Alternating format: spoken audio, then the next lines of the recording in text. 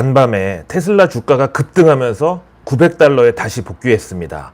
이거야말로 정말 아무도 예상치 못했던 그런 서프라이즈급의 급등이었는데요. 최근에 CEO 일론 머스크가 자사주를 대량 매도하면서 주가가 $800대로 급락한 지 정확하게 3거래일 만에 이렇게 진짜 아무도 예상 못한 V자 반등이 나온 건데요. 그 재료는 바로 테슬라 신용등급 상향 찌라시였습니다. 테슬라가 국내 서학개미 분들 보유 종목 1위 기업이기 때문에 아마 많은 분들이 물려 있기도 하지만 코로나 이전부터 이 테슬라 장기 투자하신 분들은 이미 경험을 하셨을 텐데요. 테슬라가 S&P 500 지수 편입될 때 한번 진짜 계단식으로 주가가 점프를 했었는데 수급상으로도 이제 기관 비중이 상향되면서 당연히 일어날 수 있었던 일이 일어난 거였습니다. 근데 다른 월가 빅테크 종목들의 경우는 기관 비중이 한 70%대인데 테슬라는 아직도 40%가 채 안 되거든요. 그만큼 개인 비중이 높다는 뜻이기도 한데 아무튼 그런 테슬라가 이번에 신용 등급, 미국에서는 인베스트먼트 그레이드라고 하는데 이게 곧 상향될 수 있다는 풍문이 돌고 있습니다. 트위터에 S&P 그러니까 스탠다드 앤 푸어스의 자동차하고 IT 담당 이사 니시 마들라니가 테슬라 신용등급이 올해 올라갈 것이라고 얘기했다. 테슬라에 대한 월스트리트의 의심이 눈 녹듯 사라지듯 테슬라 신용등급도 정크를 벗어날 준비를 하라는 이런 내용이 막 퍼진 건데요. 현재 테슬라 회사채 신용등급은 스탠다드 앤 푸어스 기준으로 BB+. 이게 이제 정크 등급이 맞긴 합니다. 보통 이제 BB+ 바로 윗단계 BBB- 여기부터 이제 투자 적격 등급으로 치는데요. 근데 테슬라는 사실 작년 10월 달에 이미 BB-에서 BB+로 신용등급이 한 번 업그레이드가 됐는데 여전히 정크 등급에 머무르고 있었습니다. 그래서 아마도 올 연말쯤 정크 등급인 BB-를 벗어나가지고 투자 적격 등급인 BBB-로 올라갈 수 있다는 이런 이제 시각이 꾸준히 있었습니다. 왜냐면 작년 10월에 한번 올려줬는데 6개월 만에 또 올리는 건 좀 그렇잖아요. 그래서 한 1년 지난 뒤에 올 연말쯤에 신용등급 상향이 있을 거라고 그렇게 내다들 봤었는데요. 근데 이게 생각보다 빨리 올 수 있다. 이게 거의 임박했다. 이런 풍문이 월스트리트에 막 퍼지면서 바로 며칠 전까지만 해도 주가 조금만 올라오면 CEO가 거의 막 1000만 주씩 주식을 내다 팔아버리는 회사가 도대체 어떻게 오르냐고 다들 차가운 시선을 보냈던 이 테슬라가 오늘 갑자기 5% 급등 나와버렸습니다. 그 결과 다시 $900 선에 안착을 했고요. 정말 반발 매수의 정석, 팬덤 이코노미의 결정판, 바로 그 주인공인 테슬라 그리고 일론 머스크 얘기는 조금 이따가 더 자세하게 전해드리기로 하고요.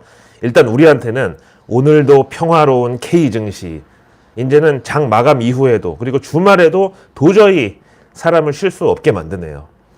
일단 금요일장 마감 후에 네이버 검찰 압수수색 이슈 터져가지고 지난 정권에는 카카오고 이번 정권에서는 네이버를 이제 타겟으로 삼는다 이런 얘기 돌았고, 그 다음에 HLB가 장 마감 후에 유상증자를 공시하면서 시간 외거래에서 하한가 찍고 막 난리 났었고, 안 그래도 오늘 장중에 시젠 어닝 쇼크에다가 영업이익률 10%대 나온 거 보고서 사람들이 진짜 K바이오에는 진짜 5만 정 다 떨어진다고 난리였었는데 장 마감 후에 이렇게 HLB가 후속타를 날렸습니다. 또 그 다음에 이것도 장 마감 후에 나온 건데 이번에는 HMM 상반기 사상 최대 실적 찍은 바로 그 HMM을 정부에서 민영화 추진한다고. 이게 무슨 소리냐면은 산업은행이랑 한국해양공사가 들고 있는 HMM 지분 40%를 팔아버리겠다는 뜻이죠. 근데 왜 하필 지금이냐? 그걸 몰라서 지금 저한테 물어보시는 거 아니죠? 당연히 주가가 많이 올랐으니까 팔아야죠. 그럼 HMM 주가에는 이게 호재냐 악재냐? 우선 수급상으로는 지금 산업은행하고 요 한국해양진흥공사가 들고 있는 HMM 주식 지분이 40%대인데 여기에다가 내년부터 이제 만기 도래하는 영구채 요거를 전부 주식으로 전환하면은 최대 74.1%가 돼요. 이걸 다 팔아버린다고. 물론 장중에 패대기 치는 건 아니고 블록딜로 처분을 하겠지만 당연히 수급상으로는 부담이죠. 어쩐지 공중파 뉴스에서까지 태조 이방원 테마 막 소개하면서 태양광, 조선, 2차전지, 방산, 원전 막 이렇게 열심히 막 뭔 큰 진짜 무슨 공식이라도 발견한 피타고라스 정리처럼 그렇게 막 공중파에서 얘기하는 거 보고 야 이게 또 이상하다 했는데 결국 이제 HMM이 저렇게 뒤통수 후립니다. 사실 산업은행이 HMM 뭐 지분 팔려고 시도한 건 이번이 처음은 아닌데요.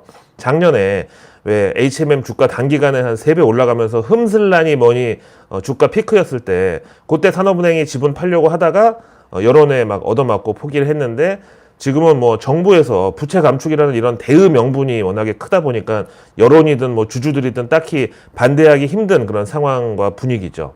근데 이제 HMM을 시작으로 민영화 바람은 사실 여기서부터 시작일 수도 있는데 특히 우리의 삶에 가장 큰 영향을 미칠 이슈는 역시 의료 민영화가 아닌가. 그럼 그 수혜주는 이제 바이오 시밀러, 원격 진료, 스마트 병원, 보건 의료 데이터 요 정도 관련주로 정리가 됩니다. 다음 또 그동안 찌라시로만 돌다가 이번에 진짜로 현실화된 게 바로 현대모비스 분할. 현대모비스가 국내 사업장을 모듈 자회사, 부품 자회사, HGP, IHL 이렇게 5개 자회사로 분리하기 위한 준비에 돌입했다고 내부 소식통이 전해졌습니다. 이제 사측에서 내세운 명분은 매출 중에서 현대차 그룹이 차지하는 비중을 낮추고 그 다음에 비계열 고객을 늘려가지고 내실 있는 성장 기반을 다지기 위함이다라고는 하는데 저를 포함한 모든 분들이 야 이거 또 물적 분할해가지고 종이 장사하려고 슬슬 막 몸풀기 막 들어가는구나. 당연히 이거죠. 정말 홍길동도 울고 갈 K 분신술 클래스 대단해 하여튼. 아니 현대모비스도 현대차에서 분할해서 상장한 건데 그걸 이번에 또 쪼갠다고요? 아니 벤츠, BMW, 도요타, 제네랄 모터스 아니 전 세계 16개 완성차 제조사들 중에서 이렇게 부품 제조사를 따로 분리해 가지고 현대모비스처럼 중복 상장한 회사가 어디 있어요. 근데 지금 그걸 또 나눈다고? 또 분할하고 또 분사를 한다고요? 모듈 자회사, 전동화, 에어백, 램프, 셰시 이렇게 5개 사업 분야로 이제 분할을 한다는데 그래도 그나마 다행인 거는 투자가 많이 필요한 배터리 팩과 모듈 사업 그리고 전장 이쪽은 AS하고 같이 묶어가지고 본사에 속하는 것으로 한대. 아니 그럼 AS까지 쪼개려고 그런 거예요 지금? 야 진짜. 아니 물론 현대차가 이걸 물적 분할하면서 시장에서 돈 땡겨가지고 도대체 뭘 하려고 하느냐. 이거는 뭐 공시에 나온 내용으로만 봐서는 지난번에 인수한 로보스틱스 회사 그 보스턴 다이내믹스 여기에서 AI 인공지능 분야를 또 분할한대. 야 진짜 K 물적 분할 묻으니까 미국 회사도 그냥 막 분신술 막 쓰는 거예요. 하여튼 여기 현대차가 2,759억 원 규모의 보스턴 다이내믹스 AI 인스티튜트 요거를 이제 설립을 하는 건데 여기 현대차뿐만 아니라 현대모비스하고 기아도 현금을 출자해가지고 현대차 지분이 47.5%, 현대모비스가 19%, 기아가 28.5% 이렇게 그 보스턴 다이내믹스 AI 인스티튜트 지분을 취득하게 한다는 거예요. 아 그런데 자꾸 제가 K 증시 클래스 막 이러면서 자꾸 까니까 저거 또 초친다고 말이야. 아주 그냥 악재 하나 터지면은 싱글벙글 신나가지고 막 입 털어댄다고 막 그렇게 댓글로 막 욕하시는 분들이 있는데 제가 이런 얘기를 전하는 관점은 2년 전이나 지금이나 변함없이 주식은 위험 자산이다. 바로 이거 하나뿐입니다. 그럼 미국 주식은 어떠냐? 아, 역시 마찬가지로 미국 주식도 위험 자산이다.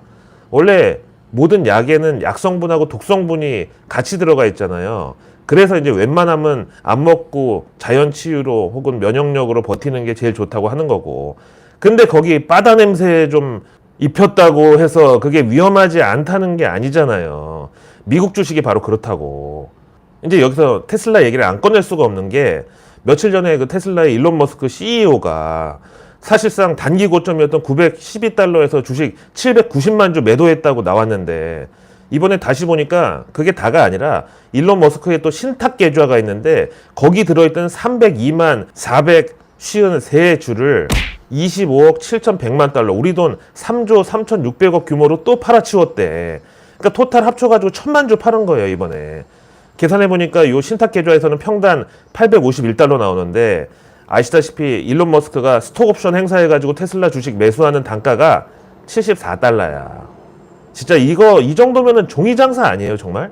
근데 일론 머스크는 이게 상습범인 게 작년 11월에도 테슬라, 나스닥 동반으로 사상 최고치 갔을 때 그때 또 주식 싹 팔아버렸고, 당시에 분명히 앞으로는 나는 절대 테슬라 주식 파는 일 없을 거라고 거의 다짐 내지는 선언 내지는 약속까지 했는데, 근데 그 뒤로 연준 뭐 금리 인상 빅스텝 내달리면서 이거는 뭐 테슬라도 어쩔 수 없었는데, 그래서 테슬라 주가도 이제 거의 반토막으로 올해 꺾였다가 다시 올해 중순 들어가지고 조금 반등 나오니까 이번에는 또 일론 머스크가 트위터 인수한다는 핑계로 주식을 팔아버렸어요. 아니 다시는 안 판다며. 하여튼 그 돈으로 또 트위터 주식을 사가지고 들어 올려놓더니 갑자기 또 트위터 인수 안 한다고 폭탄 선언하면서 왕창 올려놓은 그 트위터 주식을 또 고점에서 팔아버렸습니다. 지금 이거 관련해가지고 트위터 측에서 막 난리가 났어요. 막 소송 걸고 막 손배소에다가 막 증권거래위원회 과징금 때리라고 막 난리인데, 그까짓 거 돈 다 물어줘도 일론 머스크가 트위터 시세 차익으로 번 돈으로 갖다 메꾸면 세 발의 피야. 그래서 신경도 안 쓰는 것 같고, 또 최근에는 테슬라 주가가 거의 이제 전고점 대비 한 80% 정도까지 회복을 하니까 이때 또 팔아버렸잖아요. 아니요, 이렇게 매 분기마다 정말 정확하게 고점에서 주식을 그것도 막 1000만 주씩 팔아대는데 테슬라 주가가 대체 어떻게 저렇게 틈만 나면 계속 치고 올라오는지 진짜 미스테리야. 사실 우리끼리 얘기지만 작년부터 계속 그 일론 머스크가 트위터로 막 바람잡이 삐끼 역할 하면서 거기 이제 개인 투자자들이 막 반응해가지고 주가 올라오면은 번번이 양털 깎기 들어갔던 거고, 사실 이번에도 주식 분할 발표 미리 흘려놓고 주가 절대 못 떨어지게 받쳐놓은 다음에 본인은 단기 고점에서 차익 실현하고 빠진 거 아니에요. 하여튼 이 일론 머스크 대단합니다. 작년에는 코인 천재에서 올해는 이제 주식 천재라는 수식어가 붙은 일론 머스크. 정말 이 부러운 그 주식 천재 일론 머스크의 투자 전략이 뭐냐? 바로 떨줍 올팔. 이거 한마디입니다. 이걸 철저하게 실천하면서 저렇게 전 세계 주식 부자 1위에 올라간 거예요. 그 다음에 이제 일론 머스크 동생이 이제 킴벌 머스크라고 있는데, 이 사람도 작년에 역시 그 테슬라 주가 사상 최고치 부근에서 왕창 팔고 아예 그때 그냥 회사를 떠난 걸로 알고 있는데, 이번에 보니까 여전히 등기이사로 돼 있더라고요. 아니 분명히 그때 테슬라 그만두면서 그 환경운동가 겸 재벌 상속녀랑 결혼하고 지금은 친환경 농법으로 재배한 그 식자재로만 음식 만드는 유기농 레스토랑 체인 그 사업하고 있다고 들었는데 아직도 등기 임원이더라고. 근데 갑자기 테슬라 주식을 또 샀다, 이 사람이? 이게 뜬금없이 어떻게 또 알려졌냐면은 이 킴벌 머스크가 지난 7월 25일자로 테슬라 주식 2만 5천 주를 매수한 게 뒤늦게 증권거래위 보고서를 통해서 공개가 됐습니다. 그래서 아니 이게 도대체 뭔 상황인가? 형은 단기 고점 부근에서 주식을 팔았는데 동생은 또 그 비슷한 시점에 주식을 매수했다니, 이게 도대체 의미하는 바가 뭔가? 앞으로 더 올라간다는 건가? 이렇게 이제 사람들이 막 의아해 하는데, 진실은 뭐냐면 일론 머스크 동생 킴벌 머스크도 이번에 테슬라 주식 매수할 때 자기 이제 등기이사 자격에 부여된 스톡 옵션을 또 행사해가지고 주식을 샀다. 그 매수가가 얼마냐? 바로 74달러 17센트였다. 그러니까 그냥 테슬라 주가가 900달러든 800달러든 500달러든 1000달러든 주당 74달러 17센트에 산 사람은 그냥 무조건 다 해피한 거죠, 뭐. 앞으로 어떻게 되고 뭐 이런 걸 왜 따지냐고요. 무슨 고민이 있겠냐고. 테슬라 차트를 봐도 정말 너무나 생각이 많아질 수밖에 없는 지금 그런 상황인데요. 뭐 저 같은 사람은 이거 전형적인 헤드앤숄더, 이제 오른쪽 어깨 만들었다가 그 다음에 이제 바로 이제 팔을 타고 흘러내린다. 뭐 이렇게 이제 차트를 해석하는 거고, 또 반대로 테슬람 형님들은 오늘 급등에 대해서 이제 유기농 조정이 끝난 것이다. 악성 매물 다 떠났다. 이거 다 해소되고 이제 오를 일만 남았다. 막 이렇게 의기양양한 상황이고, 이거야말로 정말 양극화 아닌가요? 근데 이거는 우리만 그런 게 아니라 테슬라 일론 머스크랑 킴벌 머스크 형제를 보세요. 단기 고점에서 형은 팔 때 동생은 또 샀잖아. 그럼 대체 누가 페이크고 누가 찐이냐? 정답은 둘 다 찐이다. 일론 머스크나 그 동생은 주당 74달러 17센트에 테슬라 주식을 사니까 분석이고 뭐고 그냥 차트를 옆으로 보고 뒤로 보고 거꾸로 봐도 다 이뻐 보이고, 그냥 자고 일어나면 테슬라 주가가 오르든 빠지든 매일매일이 행복하고 세상이 아름다울 뿐이다. 아무튼 그래서 우리 구독자님들이나 주린이 분들은 제 말을 너무 서운하게 듣지 마시고 대신 아직도 그 주식을 사는 게 기업 오너랑 동업자가 되는 거다. 이딴 는 인간이 있으면은 바로 제가 오늘 알려드린 이거 얘기하면서 야, 너는 동업자가 이렇게 해도 가만히 있을 거냐고. 그게 무슨 동업자냐고. 나는 장중에 시장가로 주식 매수할 때 내 동업자는 10분의 1 가격으로 주식을 사는데 그게 무슨 동업자냐고. 이렇게 당당하게 따지셔야 됩니다.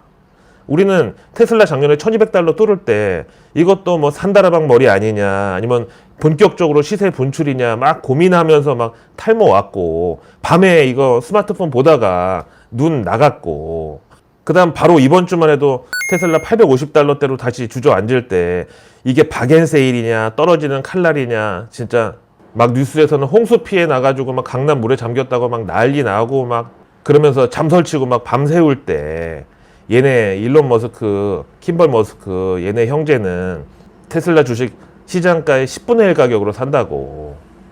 동생은 유기농 식자재로만 만드는 레스토랑 사업하면서 웰빙에 웰리스에, 거기다가 와이프는 또 재벌 상속녀 겸 환경운동가. 아니 딱 그림이 나오지 않습니까? 다음 이것도 있는데요. 존슨앤존슨. 우리한테는 이제 베이비 용품으로 알려져 있는데 여기 지난 코로나 때 백신도 만든 정말 사람 몸 전체에 대해서 진심인, 그리고 장인 정신으로 진짜 사람 신체에 대해서 연구하고 사업하는 그런 기업인데 어제 갑자기 그 존슨앤존슨 베이비 파우더에서 발암물질 나왔다고 지금 전 세계 육아 관련 커뮤니티가 완전히 발칵 뒤집어졌어요. 이 존슨앤존슨 베이비 파우더가 사실은 진짜 범용인 게, 아니 저만 해도 나이 40 넘어가지고 아직도 저도 집에 갖고 있는데 여름에 이제 외출하기 전에 여기 힌지 부분, 경첩, 아니 사람 몸을 경첩에 비유하는 건 좀 그런가? 아니 내 몸을 내가 그렇게 얘기하는데 뭐 하여튼 요 팔 접히는 부분하고 무릎 안쪽 이렇게 하여튼 목 같은데 접히는 부분에 이게 툭툭 바르고 나가면은 진짜 하루 종일 너무 쾌적해요. 근데 그 존슨앤존슨 베이비 파우더에서 발암물질이 나왔다고. 근데 이게 존슨앤존슨이 워낙에 배당 성향이 높은 주식이어가지고 뉴스에 급락했다가 다시 이제 저가 매수 들어오려는 그 찰나에 사측에서 원래 발암물질 관련해가지고 부인해 왔던 그 입장을 뒤집고 전 세계 판매 중단 조치를 공개하면서 야 이거 이 정도면 인정한 거 아니냐 그러면서 주가가 오후에 다시 한 번 더 털썩 주저앉았습니다. 아니 이걸 공부한다고 알 수 있어 이거를? 아니 하이브 주식 사놓고 BTS 군면제에 대해서 연락에 공부했어. 막 BTS 멤버들 키, 몸무게, 막 무릎 연골 상태 엑스레이 막 다 확보하고 시력, 혈압, 간 수치, 그리고 막 평발인지 아닌지 발 모양까지 다 공부했어. 근데 어느 날 자고 일어나니까 얘네들이 새벽에 앞으로는 단체 활동 안 한다고 사실상 은퇴 선언 나왔는데 아 이걸 공부한다고 알 수 있냐고. 거기다가 BTS 소속사 하이브에서 나름대로는 BTS 의존도를 줄이겠다고 걸그룹 르세라핌이라고 야심차게 런칭했는데 갑자기 거기 센터에 있는 멤버가 학폭 논란 터졌어. 아니 이걸 어떻게 공부해서 알 수 있냐고. 그런데도 주식 투자는 공부만 하면 누구나 수익을 낼 수 있다고. 그래서 아니 난 공부했는데 손실 엄청 났는데 어떻게 된 거냐고 했더니 그건 네가 공부가 부족해서라고. 빨리 우리 온라인 강의 이거 사라고. 런하 반갑습니다. 오늘 좀 인사가 늦었는데 선글라스를 왜 쓰고 하냐고 물어보시는 분들이 가끔 또 있어가지고 제가 6월 6일 현충일에 대상포진 걸려가지고 지금 거의 2달 됐는데 아직도 눈가에 흉터가 안 없어져가지고 뭐 계속 연고 같은 거 바르고는 있는데 차도가 없네요. 하여튼 그래서 그때부터 선글라스 끼고 방송하고 있는 건데 아니 제가 뭐 얼굴을 감추려고 뭐 그런 게 아니라 이미 뭐 얼굴 팔릴 대로 다 팔려가지고 네이버에 검색만 해도 저의 20대 시절부터 막 30대의 비만이 극에 달했을 때 100kg 넘을 때 막 그 얼굴부터 막 아니 저의 반평생이 거의 모든 게 다 나와 있는데 아니 무슨 성인 방송 BJ도 아니고 아니 제가 뭘 얼굴을 가리려고 선글라스를 끼겠습니까? 그리고 제 몸을 보세요. 그냥 전형적인 평범한 안경뚱 아저씨 몸 아니겠어요? 하여튼 7월 둘째 주 들어가지고 갑자기 시동이 걸린 이 썸머랠리. 지난 화요일에 저는 9회 초 정도 온 것 같다 이렇게 얘기했는데 지금은 아직 9회 말은 아니고요. 9회 초 투아웃 정도까지 왔다고 봐요. 월가에서도 나스닥 지수의 경우는 저점 대비 한 20% 정도 올라왔는데 이제 약세장이 끝났다고 이걸 해석하기에는 뭔가 좀 불분명하다는 목소리가 계속 이어지고 있습니다. 그래서 내일 뉴스는 내일 보면 너무 늦습니다. 구독과 알림 설정만으로 아직 나오지 않은 오늘의 뉴스도 아닌 내일의 뉴스를 매일 저녁 여러분들의 안방으로 제가 미리 배달 갑니다. 상위 1% 정보 취급자들만이 독점해온 그 정보를 우리도 알아야 한다. 그들은 절대 장중에 실시간 뉴스나 뉴스 속보 따위 종목 뉴스 같은데 도파민을 지배당하지 않습니다. 그들은 적어도 내일 나올 뉴스 정도는 오늘 저녁에 미리 파악하고 다음날 아침에 금융시장에 나섭니다. 그들과 동일한 선상에서 우리를 출발할 수 있게, 그게 바로 내일 뉴스 미리 보기의 구성 취지인 정보 민주화 되겠습니다.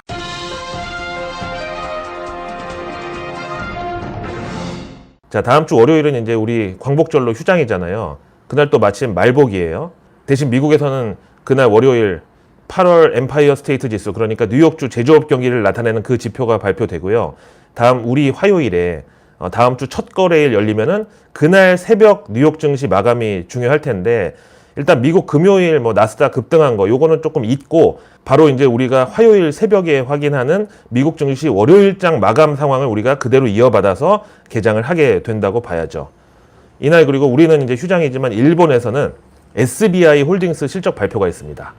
우리 한국에도 현대 스위스 저축은행인가 그거 인수해서 만든 SBI 저축은행 있고, 다음 야놀자 관련주인 SBI 인베스트먼트 있고, 그 다음에 SBI 핀테크 솔루션즈까지, 이 SBI가 거의 아시아 최대 규모의 소매금융 그룹인데요. 이번 2분기 실적 발표에서 과연 어떤 분야에 어떤 투자를 한 게 어떤 성과를 냈는지 간접 체험이 가능한 그런 재료입니다. 또 다음 주 화요일 빌 게이츠가 우리 국회에 방문한다고 합니다. 국회에서 코로나 국제 공조에 대한 연설을 하고 김진표 국회의장을 만나가지고 국제 보건 의료 분야 협력을 논의한다고. 야, 이제 또 이거 음모론 또 막 확산되고 그럴 수 있는데, 하여튼 빌 게이츠 관련주는 빌 앤 멀린다 게이츠 재단에서 지분 투자한 국내 바이오 기업들이 직접적으로 연결이 되겠고, 그 다음에 아시아 백신 허브 그 테마가 또 증시에서 유효하고요. 그리고 그 다음날 이제 수요일은 지난 7월 FOMC 의사록이 공개되는데, 여기서 한번 또 증시가 출렁거릴 가능성이 있죠. 자, 편안한 주말 되시고요. 저는 월요일 우리 위대한 광복절에 저녁 7시 라이브로 찾아뵙겠습니다. 고맙습니다.